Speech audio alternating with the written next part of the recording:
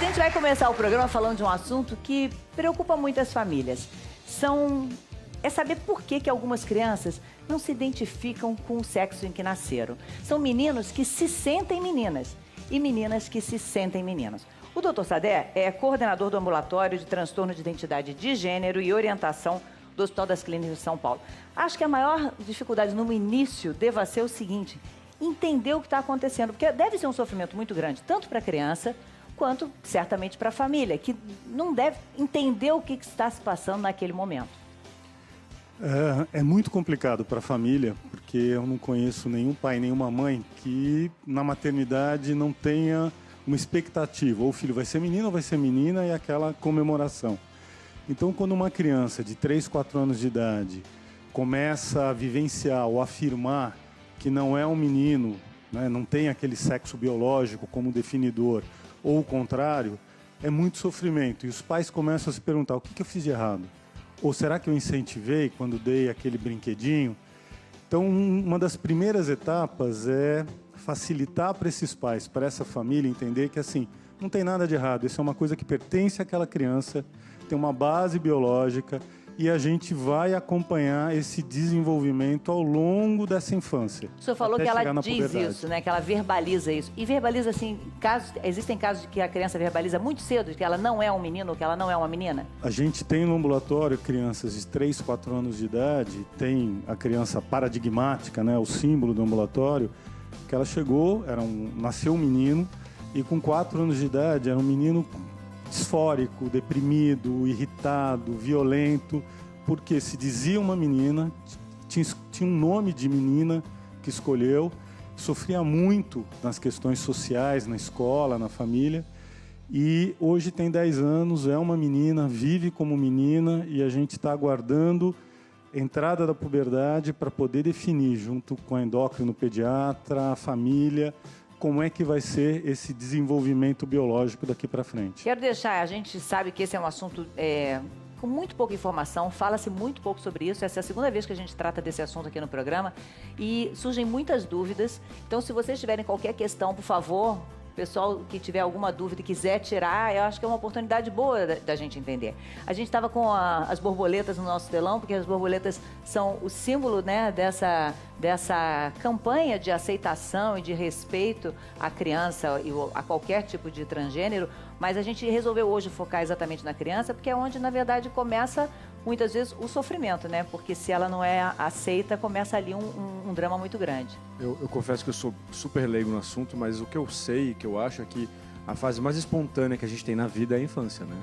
Então acho que é justamente nesse momento que as coisas aparecem sem interferência de nada dos pais, da sociedade.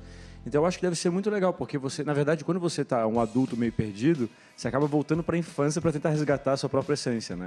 Então, começando na infância alguma coisa que vai progredir, eu acho que tem tudo a ver. Uhum. E eu acho importante também falar que, assim, com a criança a gente não faz intervenção nenhuma. Ninguém vai dar hormônio, ninguém vai operar a criança. Não é esse o foco. É deixar essa criança desenvolver quem ela é, sem tantas restrições. Lá no ambulatório a gente usa um chavão, que assim, brinquedo não tem sexo. Brinquedo é brinquedo, as crianças podem brincar. Até para poder observar, né? Exatamente. E acompanhar esse desenvolvimento, auxiliar essa família, orientar a família, as questões das escolas, que são, às vezes, é bem complicado, como é que lida, pode usar o banheiro feminino, pode usar o banheiro masculino. E o que a gente percebe é que as crianças não têm o preconceito. Elas revelam o preconceito que os pais têm ou que em casa têm, e aí elas passam a vivenciar isso. Uhum. Então é um fenômeno muito interessante, porque parte da criança tem essa base biológica, mas esse contexto social vai determinando a vida que essa criança pode ter. Desde quando, para você, você percebia que tinha algo diferente na sua filha? Quer dizer, que inicialmente nascido como menino? Aos 3, 4 anos. Percebi a preferência por roupas e brinquedos femininos. Uhum. Mas eu achava que ia ser gay. Você já achava ali só por conta disso que seria uma criança que seria gay. Sim. Vamos ver como é que foi a historinha dela primeiro. Quando eu nasci, meu nome era de menino, mas eu não gostava muito. Eu odiava. Quando eu era bem pequena, eu usava as maquiagens da minha mãe, mas ninguém podia saber disso. Um dia ela descobriu. Mas meu pai não podia saber, ele não ia gostar. Quando não tinha ninguém em casa, eu pegava as roupas da minha mãe e brincava de desfile no corredor. Eu gostava de ir no trabalho da minha mãe porque eu brincava de boneca com a filha da patroa. Aí a patroa da minha mãe falou com o pessoal do HC. Aí eles me chamaram, fizeram entrevista e me aceitaram lá. Agora eu tenho um nome de menina. Na escola eu sou menina, brinco com as minhas amigas e é bem legal. Quando eu crescer, acho que eu vou ser uma mulher muito bonita.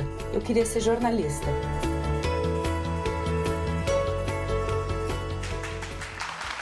Alexandra, essa é uma história que você já conhece muito. E por que você se emocionou tanto ao ouvir? Eu acho que eu demorei demais para descobrir o sofrimento que ela sentia de ter que viver como menino, se vestir como menino. E apesar de eu deixar brincar com as maquiagens, não percebi o sofrimento que ela vivia dentro de casa e na escola. E como é que isso, em que momento você começou a perceber que a coisa era muito séria e que estava tornando a sua filha muito infeliz? Não tinha amigos. Não tinha amigos, não interagia, não saía de casa, era uma criança agressiva. Se machucava e começou, eu não sou um menino, eu não quero ser um menino, e eu não entendia. E foi quando a gente chegou no HC que as coisas ficaram mais claras, tanto para mim quanto para ela. E de lá para cá é outra criança, assim, é uma criança feliz, é uma criança que tem amigos, é uma criança que interage, que era uma coisa que não existia antes. Nessa nova escola, ela já assumiu a identidade ela chegou de como menina. Isabela. Já chegou como Isabela. E aí foi muito mais fácil para ela. Bem mais tranquilo. Que assim, vai com roupa de menina, uniforme de menina, então a vida ficou mais fácil para ela. Doutor, é bonito ela ver essa emoção, mas, e outro lado, ela disse assim, uma frase ali, eu pensei que ele seria gay. Há uma confusão muito grande entre a identidade de gênero, ou seja, a identidade que você nasceu, e a orientação que você vai ter depois, né? Sim. Uma coisa é você se definir como homem ou mulher. Outra coisa é quem você elege para uma atividade sexual. Então, a identidade de gênero, ela se refere ao ser homem ou mulher. Gênero, como diz a língua portuguesa, é masculino ou feminino. Eu posso ser um homem feminino, um homem masculino, uma mulher masculina, uma mulher feminina. E a sexualidade, a orientação sexual, diz respeito com quem eu quero exercer a minha sexualidade. Eu posso ser um homem que elejo um homem, elejo uma mulher, elejo os dois, elejo tudo, que agora o termo pansexual, né, está entrando como uma das orientações. Ou nenhum, não elejo ninguém, eu sou assexuado. Agora, a história da Isabela é muito bonita, e principalmente a história da Alexandra. A evolução dela, o sofrimento de ter diminuído, e para a gente é muito interessante vê-la hoje aqui bancando a Isabela. Que foi uma dificuldade para ela no grupo de pais, e hoje e assim, uma coisa importante, a Isabela é uma criança que já tem 10, 11 anos de idade. Ela não tem 3, 4 anos. Então, ela poder viver como menina e evidenciar isso e usufruir disso é diferente de uma criança muito pequena, que ainda vive num universo de fantasia. Desculpa, Fátima, identificou com 3 anos. 3 anos, ela... Mas só foi realizar... Desculpa que eu não entendo mesmo. Quando que ela começou a ser tratada como... Vai num crescendo. Aí depende dos pais. Se autorizam, se não autorizam, se permitem, se não toda uma permitem. decisão familiar que vai sendo tomada, médicos e família juntos, né? E a criança. Porque tem crianças pequenas que ficam transitando. Hoje eu sou menino, amanhã eu sou menina. E aí vai se definindo e vai. Nosso papel não é dizer para ninguém, você vai ser menino, você vai ser menina. A gente não decide nada. A criança vai mostrando para os pais e para a equipe como um todo quem ela é. A gente só respeita isso. E muitas crianças não têm essa questão. A maioria não tem essa questão, mas as que têm, né, Mariana? E a gente vê o sofrimento, porque ainda hoje tocá-la tão fortemente, né? Eu fiquei bastante emocionada também, porque quando eu soube qual era o tema, eu vim pensando bastante, eu pensei que acho que o mais importante é tirar essa culpa dos pais. Né? É tirar essa ideia de que alguma coisa aconteceu errado, ou eu incentivei, ou eu fiz. Não! O mais importante você fez, que foi identificar, que foi levar, que é acompanhar e que é bancar a sua filha, né? Então, a gente tem que tirar, porque a gente, sei lá, eu não tenho filhos, mas tenho um sobrinho. Acho que as pessoas, quando têm filhos, têm esses projetos, né? os projetos, que é como se você comprasse um produto. Ele vai funcionar assim. Isso em relação a tudo, E a né? tudo, né? A absolutamente tudo. A orientação sexual, a profissão, a tudo. O que vai ser na sociedade. Eu comprei ele vai funcionar assim. Não, ele não vai funcionar do jeito que você quer. Ele vai funcionar do jeito que ele é. E aí você observar isso e você amar acima de tudo, né? Acho que isso é uma das provas de amor mais fortes que tem, assim. Você... Falar uma coisa que, assim, os pais sofrem muito também pelo entorno, pelo social. Porque as pessoas culpam muito os pais. Você incentivou, não incentivou? Faltou você fazer isso, faltou... Você tentou isso, né? Exatamente. É. E não é uma questão que dependa especificamente do pai fazer isso, o pai fazer aquilo. Às vezes a gente orienta um pai que é mais omisso, participar com aquele filho, mostrar que o universo masculino pode ser interessante, ou o contrário, o universo feminino pode ser muito bonito, muito legal, mas assim, é a criança que vai se definir. Não são os pais, não é a sociedade, não somos nós que vamos dizer, você tem que ser isso. Porque o que ela disse, uma criança agressiva, triste, deprimida, que adulto seria ele, né? E que no frigir dos ovos, a maior dor possível seria fazer essa criança viver longe da sua própria essência, né? Acho que não teria dor maior do que alguém que vive longe da sua própria realidade, do que da sua essência. Ou para viver a sua essência, tem que ficar longe da sua família, por exemplo. Eu vou trazer uma convidada que tem uma história super bacana, que é a Renata e o pai dela, o Marco Antônio, para chegar para cá. Por favor, sentem aqui. Essa história também me deixou muito... Eles também são de São Paulo. O Marco Antônio não é o pai biológico, mas é seu pai desde que idade? Tá tudo... Meu pai, ele desde que eu estava na barriga da minha mãe, ele já é o meu pai. Uhum. E sem ele, eu não estaria aqui. Então, é meu pai para a vida, assim, para tudo. Ele conheceu minha mãe quando eu tinha 6 meses, estava na barriga da minha mãe ainda. E tá aqui, comigo, do meu lado. Não, e deve ter sido difícil para você também, né, Marco Antônio, no início? Foi, com certeza foi muito difícil, porque você tem uma proposta, né, praticamente para que aquela pessoa desenvolva alguma coisa dentro do que ela é, do que parece ser, né? Que parece ser, exatamente. Entendeu?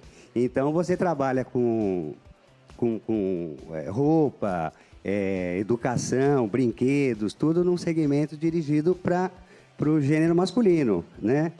E depois a coisa vem aparecendo e você, a princípio, não sabe muito bem o que fazer, né? Só que no caso dela, nós deixamos ela acabar se declarando e foi acolhida pela família, e onde prevaleceu o principal, que é o amor, né? E preservar os valores principais do ser humano, que é honestidade, caráter, personalidade, conhecimento. Você encontra tudo isso na sua filha? Eu encontro. É? Eu encontro. E vocês acham que essa parceria, você também encontra todo esse apoio que ele disse no seu pai hoje, porque a sua mãe já não é mais viva, né? Minha mãe faleceu quando eu tinha 13 anos. Foi quando eu realizei mesmo, eu exteriorizei o que estava dentro de mim desde os meus 5, 6 anos. E eu fico feliz de ver ele falando, porque para mim ele é a base de tudo, né? Minha família, os meus amigos, por eu estar aqui, enfim, sem ele, quando eu olho ele e quando ele fala de mim, as pessoas falam, Renata, eu tô chorando ouvindo seu pai. Eu falo, gente, espero eu ter essa iluminação que ele tem hoje em dia, sabe? Porque é uma pessoa que o amor e o respeito foi essencial em tudo, sabe? Então, não tinha a coisa da definição sexual, da opção, da orientação. Era a filha, o filho, enfim, sem gênero definido. É muito interessante vocês falarem disso. A gente pode ter um pouquinho da ideia do sofrimento que vocês passam, porque desde que a gente anunciou ontem que a gente ia tratar desse tema, é uma chuva de comentários dos mais variados, né? As pessoas têm muita dificuldade de entender e acham que se elas não falarem sobre isso, nada vai acontecer. E, infelizmente, não é mesmo assim, né? A gente tem que falar sobre isso, e quanto mais a gente falar sobre isso... E o que eu acho mais interessante é que a Alexandra, o Marco Antônio, eles podiam ser da minha família, da família de qualquer um. Eu tenho certeza que vocês olham, são pessoas como que estão nas nossas casas. Porque a gente fica imaginando assim, não, na minha casa isso não aconteceria, né? Só na casa do vizinho que acontece. E a gente olhando para você, vocês podiam ser da minha, podia ser da família de qualquer um, tenho certeza de qualquer uma aqui. Então é para a gente ver que essas coisas acontecem independentemente, né? É um dado ali, né? Estatístico que vai acontecer com alguém, pode ser na sua família, pode não ser. Quanto melhor lidar com isso, melhor para todo mundo, eu acho, né? E às vezes eu vou dizer mais, Fátima, aí parte para um lado mais espiritual, mas eu acredito que nada é à toa. Então, se nasceu na sua família, é também uma questão sua que você também tem que desenvolver, não é? Uhum. É verdade. Eu acho que é um desafio para todo mundo. Eu passo muita dificuldade com pessoas, porque eu reconheço ela como ela é, e divulgo isso para todas as pessoas que eu conheço, independentemente do que ela pensa, do padrão que ela tenha de comportamento. E eu vejo que as pessoas entendem, né? Que eu acho que é assim, mas está com ele, não está comigo, entendeu? Mas entendem, né? Eu penso que eu cheguei a uma compreensão maior para poder não ter problema com isso, entendeu? Nem com as outras pessoas pensando o que elas pensam. Para mim é uma coisa que não existe mais. Oi, Renan. Eu acho que, na verdade, a gente vive um momento em que o de lá se aceita, né? Ai, que bonito, ai, que interessante, né? Nossa, que confortável, porque é politicamente correto você falar sobre isso, né? Mas quando aquilo vem, nossa, meu filho está gostando de uma trans, meu filho vai casar com uma trans, nossa, eles vão adotar. Aí sim que você sente, aí sim você vive a experiência, né? E daí é aquilo que você vai ter que lidar com você, né? Com o seu interior, com os seus julgamentos, com o seu preconceito, para você fazer com que seja o melhor para ele e para você. Porque, na verdade, não afeta a sua vida, né? A opção, a orientação... É individual, né? É individual. Doutor Cedeia falou o seguinte, a gente estava falando da criança até chegar à questão da Renata.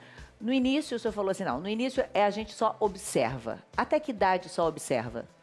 Até a chegada da puberdade. E acho importante falar que, assim, na infância, quando você acompanha, você muda essa história de vida. Porque você orienta a família, orienta a escola, essa criança tem esse acompanhamento. E na puberdade, os trabalhos científicos, o Conselho Federal de Medicina tem um parecer que possibilita, como projeto de pesquisa, é nisso que a gente se baseia, de fazer o que a gente chama o bloqueio. Ou seja, não desenvolve a puberdade, não vai virar um menino que biologicamente teria que se desenvolver, nem a menina. Então, ganha um pouco mais de tempo de infância, porque isso ajuda a gente a definir, essa criança se definir, a família respeitar o que vai acontecer, para daí entrar com a hormonioterapia, o hormônio específico para o gênero no qual aquele púber, aquela pré-adolescente se identifica. A gente tem um vídeo internacional de um menino de 6 anos também. E ele tinha um problema de surdez. Ele fez um implante coclear para possibilitar a fala. E uma das primeiras coisas que ele disse, era uma menina, né? Quando nasceu, a primeira coisa que ele disse, olha só. Ele era uma menininha e a primeira coisa que ele disse foi, eu sou um menino. A primeira coisa que ele comunicou quando ele conseguiu se expressar.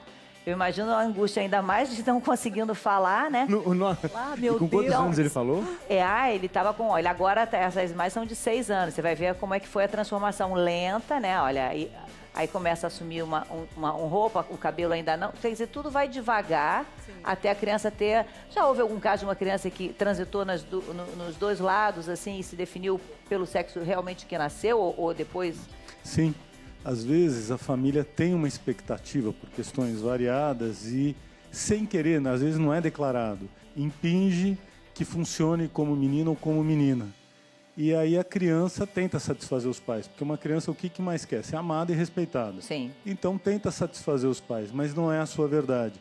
E a gente já acompanhou criança assim, que aí se definiu, não.